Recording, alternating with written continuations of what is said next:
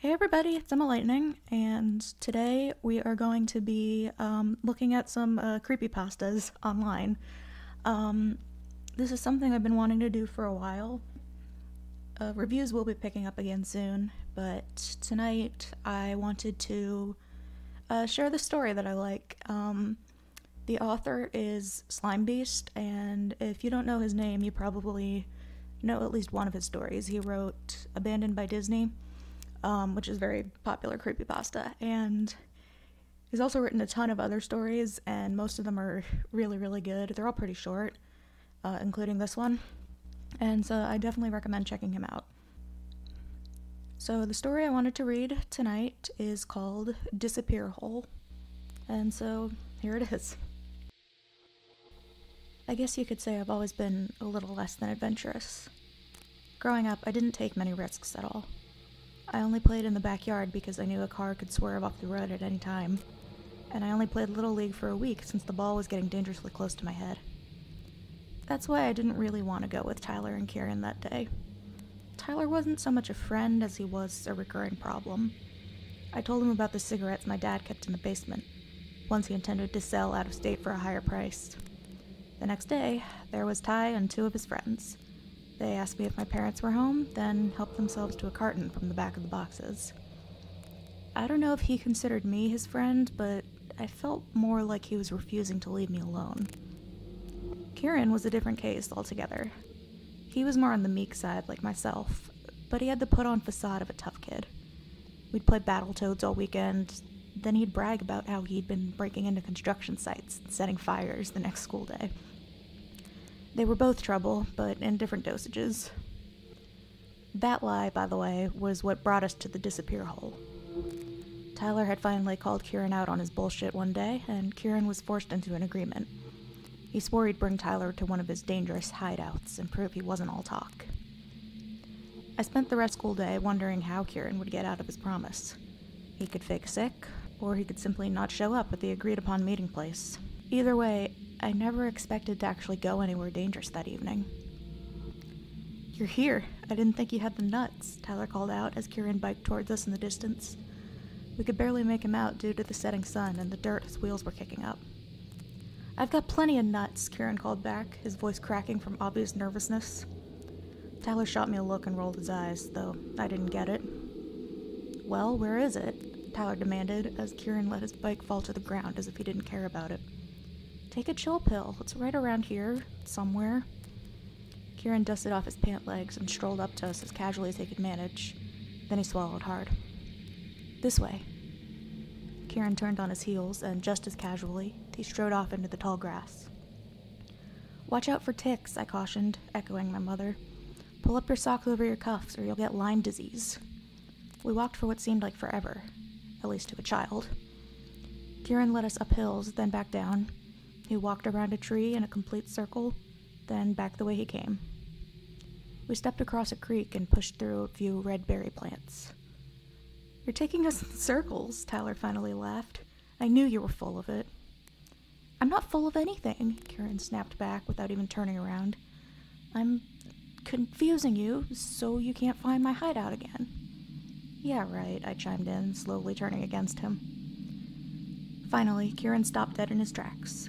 The move was so sudden and unexpected that Tyler pushed into him and nearly fell into a thorn bush. "This is it," Kieran jeered, his nasal voice cutting through the otherwise silent darkness. We had come to a small dirt clearing encircling a squarish cement structure. It was essentially a dirty, chipped, and peeling white cube that stood no taller than we did. "You got lucky," Tyler snorted. It seemed clear to us that we'd simply been led around until our leader found something, anything, that would conform to his story. "What is this, even?" I walked toward the thing and circled it. There were no openings in any of its four sides, certainly nothing that could be called a door. The crudeness of the thing seemed more like a platform for something else, not really anything important in and of itself. Still, Kieran refused to be deterred. "I come here lots. I sit up here, and this is my battle fort. It used to be part of a house, but then I burned down the rest of it, and no one ever found out." He hoisted himself up onto the structure, talking it up the whole time. "Oh," he gasped. "Wow." By the time Tyler and I climbed up to his position, Kieran had regained his composure. He acted as if he'd never seen that perfectly circular hole at the top of the cube, but only at first. Now he knew everything about it. "This is a water holder," Kieran proudly explained. I peered down into the opening and saw nothing but darkness beyond the stained, corroded metal lip. "Rain collects in there so you can drink it," the boy continued. "Nah, it's just a septic tank or something," Tyler shook his head. "That's where the poop goes." Kieran and I laughed uncontrollably at this statement, though Tyler seemed to be sure of it. Looking back on it, the smell should have solidified the fact that this wasn't true. There was nothing to suggest any kind of decay whatsoever. The chilly air that softly blew from the opening smelled like nothing. It wasn't just clean smelling or in some way vaguely pleasant. There was actually an absence of any sort of odor. Nothing. That, mixed with the complete blackness within, made the thing seem bottomless. "One of us should climb down there and see if there's anything cool. One of us can hold the other's hands." Tyler seemed quite pleased with his idea, but after a moment it seemed as if there would be no volunteer. "We should throw something in and see how deep it is," I remarked, thinking this information was somehow necessary. "What about a pencil or something?" Kieran felt his pockets. We all did, and found nothing of the like to toss into the abyss. "Nah, I didn't bring anything," I sighed. "Tyler, you have a lighter, right?" He felt his own pockets. First his pants, then his jacket. Then he shrugged. "No, I didn't bring one." "A flashlight, maybe?" I rubbed my head as we all stood around the pipe. "Nope," replied Tyler. Kieran shook his head. I turned to look down at the clearing, figuring we could find a rock or a branch. This was an obvious choice we should have started out with. "Hey," Kieran mumbled as he turned and looked around with me. "Didn't we have a flashlight?" "Nope," Tyler quickly answered.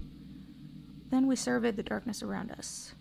Save for the moonlight illuminating the clearing and the shining white block we stood upon, everything was black. I wondered how exactly we had gotten to the spot without light, and it seemed the others considered this as well. "No, I had a flashlight. At least I think I did." Kieran's face contorted in the way it did when he was trying to think.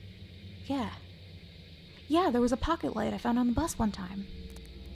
"I must have had a lighter too." Tyler patted his pockets again. "I hid one under the mailbox before school, and I pick it up when I get home. This is weird." "Wait a minute."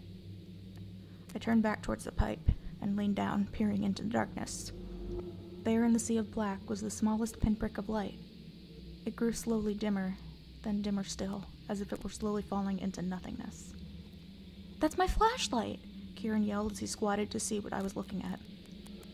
"It's a disappear hole!" Tyler stepped back, then awkwardly toppled to the dirt.